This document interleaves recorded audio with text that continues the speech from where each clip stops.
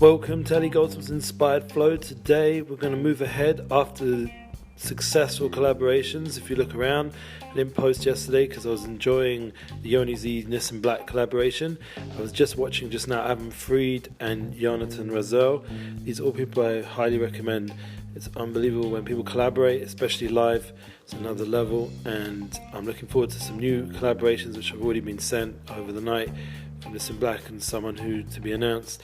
It's going to be awesome. There's so much good music, and when I mean awesome, I mean the real word, awesome. The real experience of something that is just awe-inspiring, and not just some funny word that people use nowadays, but the real content of what that means. It's overwhelming in a uplifting spiritual sense, and this is where we're at. We're at a time where we have power to create incredible visions in visual aspects and visual form. It's not just something talking about, it's something that's alive and real. We can put together unbelievable media that will change the world and give a vision of what our potential is as a people, and something which, we talk about Shabbos Chazan. It's the saddest time of the Jewish year, but we turn it around to the most powerful vision of the future. And we see again and again this opportunity right now. We're at the climax of Shovavim, a special time in the Jewish calendar, 6 weeks. We've been going out of Egypt, receiving our inspiration, receiving our guidebook, the Torah, and being able to take that into reality, into mishpatim, into the everyday life.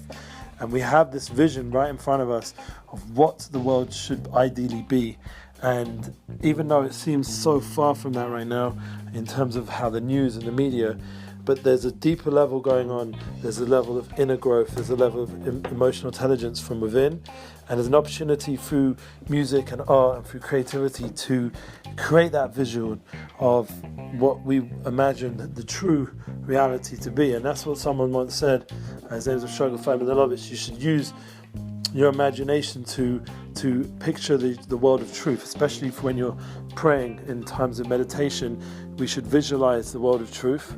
And the world of truth, when we learn the Torah that we just received in these weeks, we have the opportunity to have the world of truth talk to us and help us live in this world of falsehood in a true way, to guide us through this world, so we can bring it all together ultimately. That's the two aspects of the praying and the learning. But we have the opportunity on a visual level to create this in a real way. And different friends of mine are talking about it, like creating a book that's much more visual.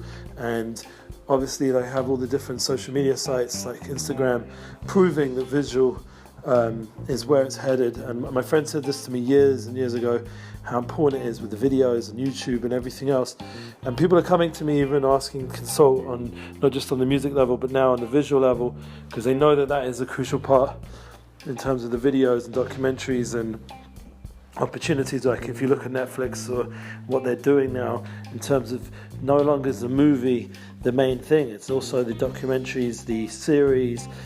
This is creating tremendous interest and continuation, to the point where a person doesn't want to just start off, like say with the Karate Kid, you have a movie and you have two of them, or maybe there's a few different versions of them, but the continuation into Cobra Tai, the continuation into something which brings alive those characters that you fell in love with in those movies, are now able to continue through series, through a slow development rather than a rush development of only an hour and a half, 2 hours.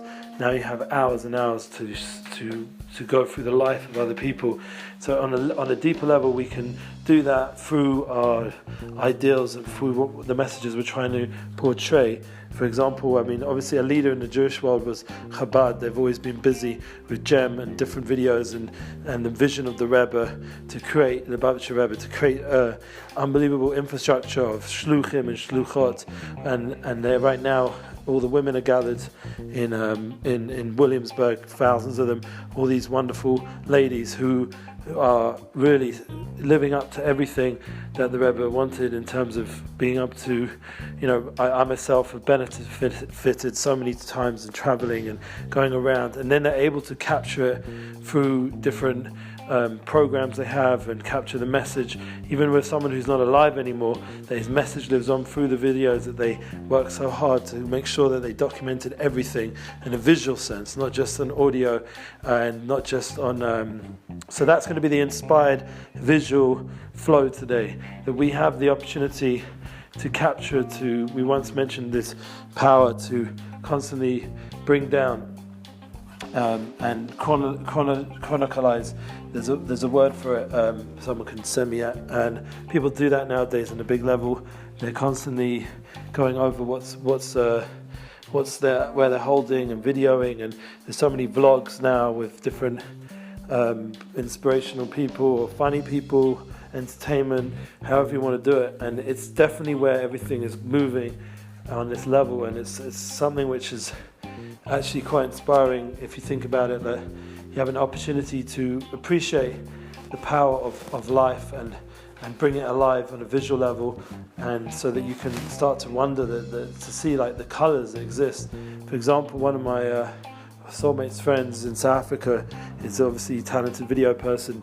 They put together an unbelievable video of what it looks like in Cape Town when you go to the beach, and it's just the most stunning like water and views and colours and happiness. And because I haven't ever visited Cape Town, I don't know if I'm going to have the opportunity any day soon, and even if I did, I don't know if I'd have time to go to the beach and hang out and breathe it all in. And it was just amazing. Through the visual level, we were able to see the colours and the beauty of it that my wife grew up with growing up in Cape Town. And it's just unbelievable that once again through visual technology we could just bring alive such a powerful scene of joy and reminisce and nostalgia. And these are all powerful tools that bring out emotions.